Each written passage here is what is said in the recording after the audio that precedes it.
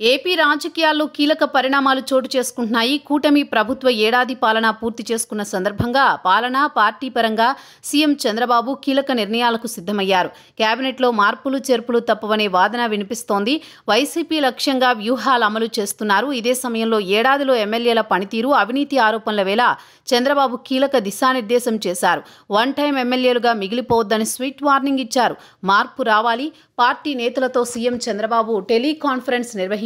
కూటమిపై ఎన్నో ఆశలు ప్రజలు గెలిపించారని, ఎమ్మెల్యేలందరూ అందుకు అనుగుణంగా నడుచుకోవాలని సీఎం చంద్రబాబు సూచించారు. ప్రజలు అన్నీ గమనిస్తూనే ఉన్నారన్న విషయాన్ని ఎమ్మెల్యేలు గుర్తించాలని హెచ్చరించారు. వన్ టైం ఎమ్మెల్యేలుగా మిగిలిపోవద్దని వార్నింగ్ ఇచ్చారు. ఎమ్మెల్యేలు తమ పనితీరు మెరుగుపరుచుకోవాలని ఆదేశించారు. ప్రజల్లో కూటమి ప్రభుత్వంపై నమ్మకాన్ని పెంచే విధంగా ఎమ్మెల్యేలు వ్యవహరించాలని నిర్దేశించారు.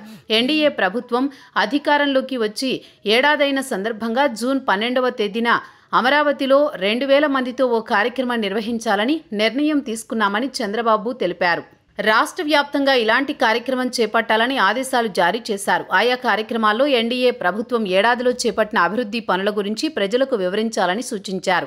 ఎమ్మెల్యేలు ఎవరెవరు ఏం చేస్తున్నారనే సమాచారం తన దగ్గర ఉందని తెలిపారు. పార్టీ కార్యకర్తలు, నేతలు నిరంతరం ప్రజలకు అందుబాటులో ఉండాలని ఆదేశించారు. ఎన్డీఏ కూటమి అధికారంలోకి వచ్చే నాటికి ఏపీలో ఉన్న పరిస్థితులు కూడా ప్రజలకు తెలియజేయాలని సీఎం చంద్రబాబు ఆదేశాలు జారీ చేశారు. 2024 జూన్కి ముందు రాష్ట్రం ఆర్థిక సంక్షోభంలో ఉందని గుర్తు చేశారు. తాను 4వసారి సీఎం అయ్యానని, కానీ ఇలాంటి పరిస్థితి ఎప్పుడూ చూడలేదని చంద్రబాబు పేర్కొన్నారు. అయినా ఏపీ ఆర్థిక పరిస్థితిని చక్కదిద్దే ప్రయత్నం చేస్తున్నామని సీఎం చంద్రబాబు వ్యాఖ్యానించారు. సంక్షేమం, అభివృద్ధిని కొనసాగిస్తున్నామని తెలిపారు. మన రాష్ట్ర సంక్షేమం కోసం యజ్ఞం చేస్తుంటే రాక్షసులు కొంతమంది భగ్నం చేసేందుకు ప్రయత్నిస్తున్నారని మండిపడ్డారు. ఇలాంటి వారిని కంట్రోల్ చేయాల్సిన అవసరం ఉందని చెప్పుకొచ్చారు.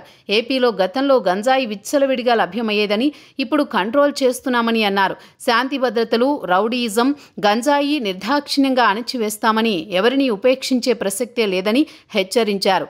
వచ్చే నెల నాటికి పార్టీలో అన్ని కమిటీలు, రాష్ట్ర కమిటీలను నియామకం పూర్తి చేస్తామని తెలిపారు. యోగా డేను సక్సెస్ చేయాలని సూచించారు. కార్యకర్తలు యోగా చేయడం వల్ల ఆరోగ్యం మెరుగవుతుందని చంద్రబాబు పేర్కొన్నారు.